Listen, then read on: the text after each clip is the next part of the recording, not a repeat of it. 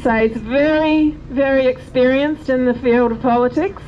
So I'm going to invite Michael to the stage. He's going to have a chat to you about the Constitution, about democracy, and what's going on about the next election. Michael. Thanks, Pip. Thanks to Pip and Luke and whoever else has organised all this and indulging me for a couple of minutes, and all of you people out there. Yeah, look, I wanted to reiterate some of what everyone else has already said, particularly Adrian McRae with what happened up there in Port Hedland. But the Constitution, people, if you don't know it and you don't know what rights it conveys on you as an Australian, it's time to get to know it, because it doesn't give you a right to free speech. That's implied. But it should. Basic human rights. We should get that corrected fairly shortly. But what it does give you is the right to representation, and you're not getting it.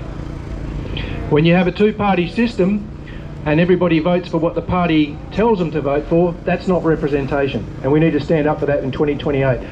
So that's something you've got to get onto. They're meant to represent you. Democracy in action. Okay, over there is Rebecca Pizzi. At the previous election I met Rebecca. She's now on the council at Joondalup. If you can run for your local council, as Adrian has done, as Rebecca has done, get on there. That's your first line to democracy. And you can't stop paying your taxes, but you can stop paying your rates, and then your council will be a little bit upset. And in a couple of months, they'll start asking, why aren't people paying their rates? And there's a lot of other things that we need to be doing as citizens to put some pressure on the government to give us what we deserve and what we're entitled to. Taxes either. So start there. About? No taxes. The next election, there's going to be lots of rallies, there's got to be lots of events. We're coming up to 2028. It's closer than you think. And there'll be people like myself, there'll be people like the other people who have spoken today who will be needing your support. And at the end of the day, it's really up to you. People like me and people like them who are comfortable standing up here and running their mouths off can't do anything if we don't get the support of the public. Okay, it's all up to you. Every single one of you here today should give yourself a clap on the back for turning up. But we need 10 times these numbers, and these rallies need to grow every week or every month or wherever they're held, and send a strong message to these people. 2028, things are going to change. And you'll be hearing from people like myself and the people like these other candidates organising events and telling you what exactly it is we require of you to do to put pressure on these people that stand in our government every day, taking a paycheck, and they're not representing you. They're representing the oligarchs, they're representing BHP, they're representing these big companies. They don't care about you in the slightest. But it's your vote that gives them the power to do that. That's what you've got to remember. Not only your vote, that's what you get, but every time you spend $1, that's a vote.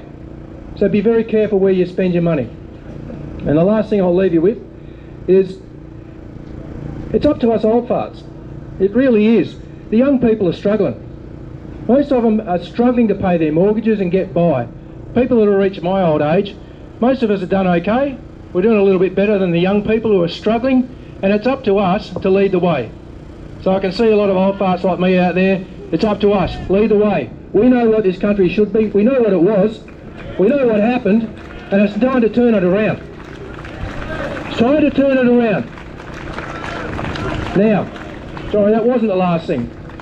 What happened in the US with Charlie Kirk, I've got one thing to say about that. When the left tried to tell you that violence, or that speech was violence, what they were really setting up was that violence was acceptable against speech. That's the problem.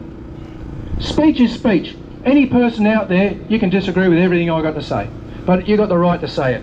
And we need to start with that in this country. It's one thing the Americans got right. Thank you.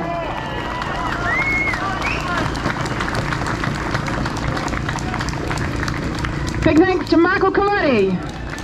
Some good things to say. We've got 2.5 years before the next federal election. We're going to have to get our shit together. Yes, we should do away with preferential voting. Anyway, just my opinion. Okay, next up. Yes, agreed.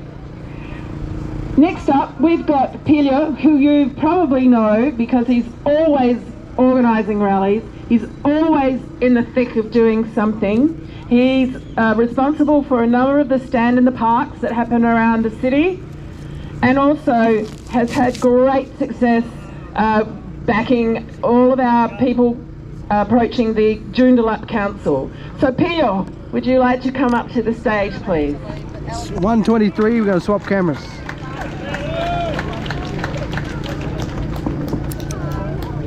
Hello all, and thank you for being here. We all know that digital ID is not going to be good. It's coming, and it's coming fast. And we need to think